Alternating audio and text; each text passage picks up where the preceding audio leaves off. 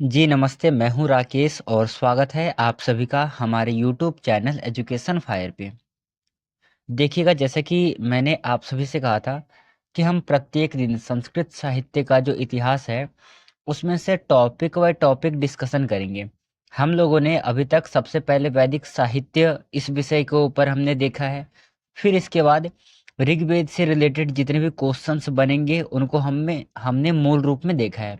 तो आज के इस सेशन में जितने भी क्वेश्चन यजुर्वेद से बनते हैं, चाहे वो ब्राह्मण से हो, उपनिषद से हो, उनके शाखाओं को लेकर के हो, जितने भी प्रश्न यजुर्वेद से बनते हैं उन सभी क्वेश्चंस को इंक्लूड करके पूरा डिटेल में पढ़ेंगे। देखेंगे प्रश्न किस प्रकार से बनते हैं, वह कहाँ से बनते हैं। तो चलिए शुरू करते हैं। और मैंने आपसे कहा था कि हम डेली शाम 7 बजे संस्कृत साहित्य का इतिहास के टॉपिक के ऊपर हम डिस्कस करेंगे। तो आपको निश्चिंत रहना है, शाम 7 बजे रोज आपको ये क्लासेस मिल जाएंगी यूट्यूब पे। चलिए, तो आज के इस क्लास को शुरू करने से पहले मैं आप सभी से निवेदन करता हूँ कि आप सभी अपने अपने एक कॉपी लेकर के बैठिए। जहाँ पर ऐसा लगे कि यहाँ पर लिखना चाहिए उसे आप अपने कॉपी में नोट डाउन कर लेना। तो चलिए आज के इस सेशन को शुरू करते हैं। देखिएगा, सबसे पहले क्या है, आज का टॉपिक है हमारा यजुर्वेद। यजुर्वेद के ऊपर हम डिस्कस कर रहे हैं और यजुर्वेद को गद्यात्मक वेद कहा जाता है। ठीक है, इसके लिए एक उक्ति आती है, गद्यात्मको यजुहु, कि भाई यजुर्वेद किस प्रकार का है, तो गद्यात्मक है, क्योंकि यजुर्वेद को गाया जाता है। आगे, यजुर्वेद इसका ऋषि कौन है? ऋषि हो जाएगा आपका वायु। आचार्य कौन है? तो आचार्य हो जाएंगे वैशंपायन। देखिए, मैंने आपसे कहा था कि महर्षि वेदव्यास के 4 शिष्य थे और महर्षि वेदव्यास ने चारों ही शिष्यों को अलग अलग वेदों को अध्ययन करवाया था। जैसे कि ऋग्वेद का अध्ययन किसको करवाया था? पैल को करवाया था।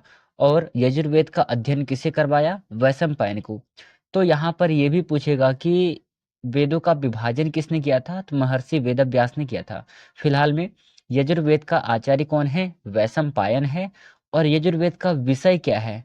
तो इसका विषय है कर्मकांड। ठीक है, यजुर्वेद को हम कर्मकांड वेद के नाम से भी जानते हैं, या फिर इसे हम अध्वर्यु वेद के नाम से भी जानते हैं यजुर्वेद को। तो ये नाम आपको नोट कर लेना है, आपसे एग्जाम में पूछे जाएंगे। आगे है, यजुर्वेद का ऋत्विक कौन है?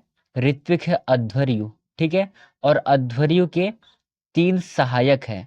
3 सहायक कौन कौन से हैं, इससे पिछले वाले वीडियो में जा करके देख लेना, पूरा डिटेल रूप में समझाया हूं। ठीक है, चलिए अगला देखिएगा, यजुर्वेद। यजुर्वेद शब्द बना कैसे है? तो महर्षि यास्क के अनुसार यजुर्वेद यज धातु से बना है। यज धातु से जब आप उसी प्रत्यय करोगे तब जाकर के आपका क्या शब्द बनेगा? यजुस शब्द बनेगा। ठीक है, और बाद में जाकर के यहाँ पर संधि आदि होकर के यजुर्वेद शब्द बन जाएगा। किसके अनुसार? यास्क के अनुसार। यजुर्वेद जो है, इसके 2 संप्रदाय हैं। कौन कौन से हैं? एक है ब्रह्म संप्रदाय और दूसरा है आदित्य संप्रदाय। यजुर्वेद के 2 संप्रदाय हैं, ब्रह्म संप्रदाय और आदित्य संप्रदाय। ब्रह्म संप्रदाय का कौन सा वेद है? ब्रह्म संप्रदाय का वेद हो जाएगा आपका कृष्ण यजुर्वेद, और आदित्य संप्रदाय का वेद हो जाएगा शुक्ल यजुर्वेद। ठीक है, ये दोनों ही आपको याद रखना है कि भाई कृष्ण यजुर्वेद कौन से संप्रदाय से है? ब्रह्म संप्रदाय से है। और शुक्ल यजुर्वेद कौन से संप्रदाय से है? आदित्य संप्रदाय से है। आगे है कि ब्रह्म संप्रदाय, इसके बारे में हम लोगों ने अभी बात किया है कि ब्रह्म संप्रदाय कृष्ण यजुर्वेद से संबंधित है और आदित्य संप्रदाय शुक्ल यजुर्वेद से रिलेटेड है। अब इनके लक्षण क्या है, हम कैसे पहचानेंगे कि ये ब्रह्म संप्रदाय का है, आदित्य संप्रदाय का है? तो देखिए, यहाँ पर लक्षण है विनियोग मिश्रत्वम कृष्णत्वम। जिसमें मिश्रण होगा उसे हम कहेंगे कृष्ण यजुर्वेद। और विनियोग अमिश्रत्वम शुक्लत्वम, ये किसका है? ये शुक्ल यजुर्वेद का है। अब आप कहोगे यहाँ से प्रश्न कैसे बनेंगे? ये पंक्ति दे करके सीधा पूछ लेगा कि भाई क्या होगा, विनियोग मिश्रत्वम डैश डैश डैश किसका है? तो ये हो जाएगा आपका कृष्ण यजुर्वेद का, और विनियोग अमिश्रत्वम किसका होगा? शुक्ल यजुर्वेद का हो जाएगा। तो ये दोनों ही आपको याद कर लेना है, हो सके तो आप अपने कॉपी में नोट डाउन कर लेना है। आगे है शुक्ल यजुर्वेद, ठीक है, इसकी दो शाखाएं हैं। अभी आपने ऊपर देखा यजुर्वेद को दो भागों में डिवाइड किया गया है, एक किया गया है कृष्ण यजुर्वेद और दूसरा किया गया है शुक्ल यजुर्वेद। शुक्ल यजुर्वेद जो है इसकी दो शाखा है, ठीक है, दो शाखा कौन कौन से, एक है माध्यन्दिन शाखा और दूसरा है काण्व शाखा। ये दो शाखा कौन से वेद की है, शुक्ल यजुर्वेद की। जो आपका माध्यन्दिन शाखा है इसी को हम अन्य नाम वाजपेयी संहिता के नाम से भी जानते हैं, ठीक है। आगे है सायण आचार्य का सर्वप्रथम भाष्य। सर्वप्रथम भाष्य जो सायण आचार्य ने किया था, किसके ऊपर किया था, तैत्तिरीय संहिता के ऊपर किया था। मोस्ट इंपॉर्टेंट क्वेश्चन है आपके एग्जाम के लिए, जरूरी है आप अपने कॉपी में नोट डाउन कर लेना। चलिए आगे है वाजसनेयी संहिता, ठीक है, ये किस वेद से रिलेटेड है, ये शुक्ल यजुर्वेद से रिलेटेड है। कौन कौन सी शाखा, तो वाजसनेयी संहिता मतलब कि कौन कौन सा है, एक तो है आपका जाकर के दो संहिता है, एक है माध्यन्दिन शाखा और दूसरा है काण्व शाखा, ठीक है। तो ये दो किससे रिलेटेड है, शुक्ल यजुर्वेद से। उसमें हम पहला देख रहे हैं वाजसनेयी संहिता, ठीक है, जिसको कि आप किस नाम से जानते हो, जिसको आप माध्यन्दिन शाखा के नाम से जानते हो। तो माध्यन्दिन शाखा जो है इसमें अध्याय कितने हैं, 40 अध्याय हैं। अनुवाक कितने हैं, 303 अनुवाक है। और इसमें मंत्र कितने हैं, 1975 मंत्र हैं। ये आपको याद रखना है, ठीक है।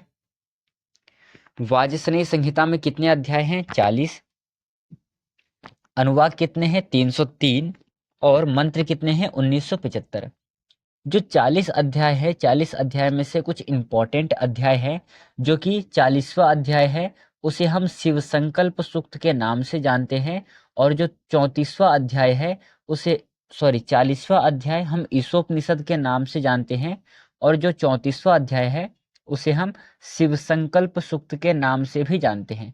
तो यहाँ से प्रश्न बनेगा कि शिव संकल्प सूक्त का संबंध किस वेद से है, यजुर्वेद से है। कौन से यजुर्वेद से, शुक्ल यजुर्वेद के वाजसनेयी संहिता से, ठीक है। और अध्याय कौन सा है, 34वां अध्याय है। तो ये पूरा ही आपको याद रखना जरूरी है। चलिए आगे देखिएगा, आगे है वाजसनेयी संहिता में यज्ञों का वर्णन, ठीक है। वाजसनेयी संहिता, इसमें 40 अध्याय है। 40 अध्याय में से इसमें कई जगह यज्ञों का वर्णन किया गया है, जो कि आपके एग्जाम के लिए इंपॉर्टेंट है। देखिएगा, राजसूय यज्ञ, इसका वर्णन किस अध्याय में किया गया है, 9वें 10वें अध्याय में किया गया है। वाजपेय जो यज्ञ है इसका वर्णन भी 9वें और 10वें अध्याय में किया गया है वाजसनेयी संहिता के। और जो अश्वमेध यज्ञ है इसका वर्णन 22, 23, 24, 25 इन 4 अध्यायों में किया गया है। अश्वमेध यज्ञ का वर्णन किस संहिता में, वाजपेयी संहिता में। और ये किस वेद से रिलेटेड है साथियों, ये हो जाएगा आपका शुक्ल यजुर्वेद से रिलेटेड है, ये भी आपको स्मरण रखना है। चलिए आगे है कि वाजसनेयी संहिता के प्रमुख अध्याय कौन कौन से हैं। आपने देखा कितने अध्याय हैं, 40 अध्याय हैं। किस वेद से रिलेटेड है, यह है शुक्ल वेद से, शुक्ल यजुर्वेद से रिलेटेड। अब इन 40 अध्याय में से कुछ अध्याय ऐसे हैं जो कि इंपॉर्टेंट है, आपसे एग्जाम में यहाँ से प्रश्न पूछे जाते हैं। जैसा कि यदि आप 30वां अध्याय देखोगे तो पुरुष मेध यज्ञ के नाम से विख्यात है। और पुरुष सूक्त जो है 31वें अध्याय में है। शिव संकल्प सूक्त जो कि आपने ऊपर पढ़ा है 34वें अध्याय में है। और पितृ मेध यज्ञ का वर्णन 35वें अध्याय में किया गया है। तो ये चारों ही आपको याद रखना है। एक बात और, जैसे कि पुरुष सूक्त है, पुरुष सूक्त तो दो वेद में मिलता है, एक तो यजुर्वेद में और दूसरा ऋग्वेद में। ऋग्वेद में कहाँ पर, तो 10वें मंडल के 90वां नंबर सूक्त में पुरुष सूक्त का वर्णन मिलता है। आगे है काण्व शाखा। काण्व शाखा पहले तो दो तरीके, एक है माध्यम दिन, दूसरा है काण्व। ये शुक्ल यजुर्वेद की दो शाखाएं हैं। और जो माध्यम दिन शाखा है ये उत्तर भारत में प्रसिद्ध है। कण्व शाखा महाराष्ट्र मतलब कि दक्षिण भारत में प्रसिद्ध है। काण्व शाखा, इसमें कितने अध्याय हैं, 40 अध्याय हैं। अनुवाक कितने हैं, 328 अनुवाक है। साथ ही साथ इसमें मंत्र कितने हैं, 2086 मंत्र हैं। 1975 मंत्र किसमें है, 1975 मंत्र जो है वो शुक्ल यजुर्वेद के वाजपेयी संहिता में है।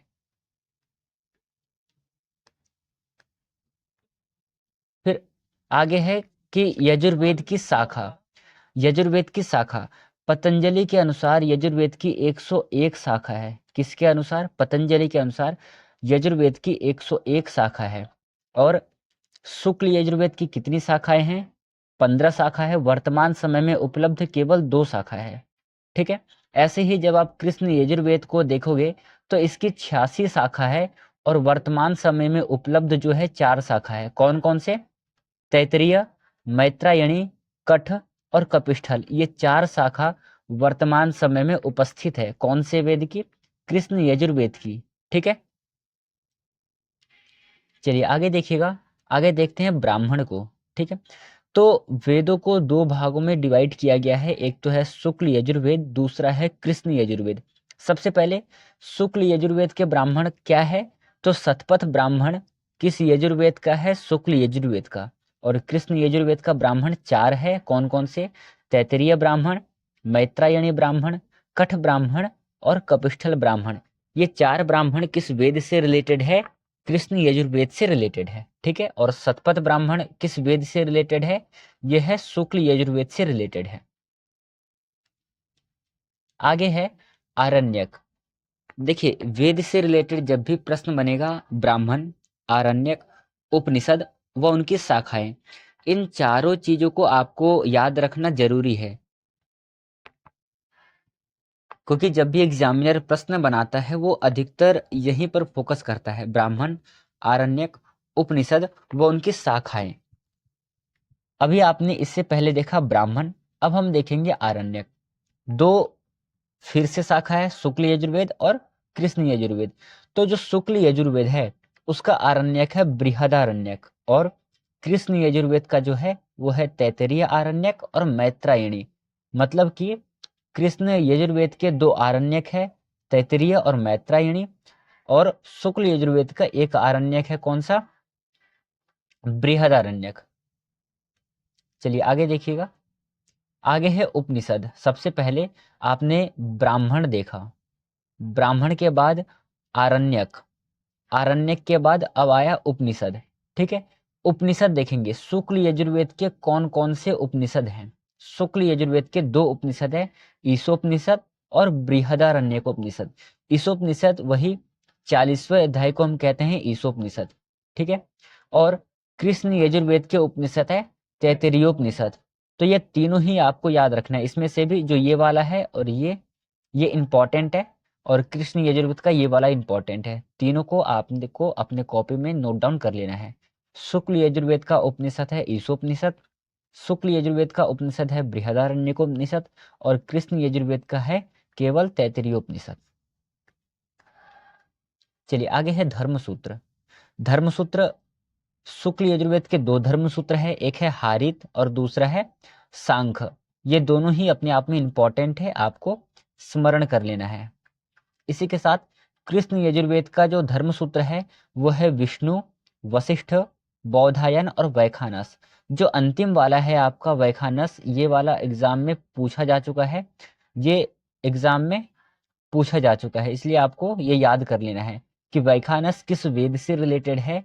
यजुर्वेद से। यजुर्वेद में भी किससे? कृष्ण यजुर्वेद से। चलिए आगे देखना है। आगे है कि जो आपने तैत्तिरीय, मैत्रायणी, कठ और कपिष्ठल ये शाखाएं पढ़ी है, इनके भी कुछ अध्याय है, इनमें भी कुछ प्रपाठक है, अनुवाक है। देखेंगे सबसे पहले तैत्तिरीय शाखा।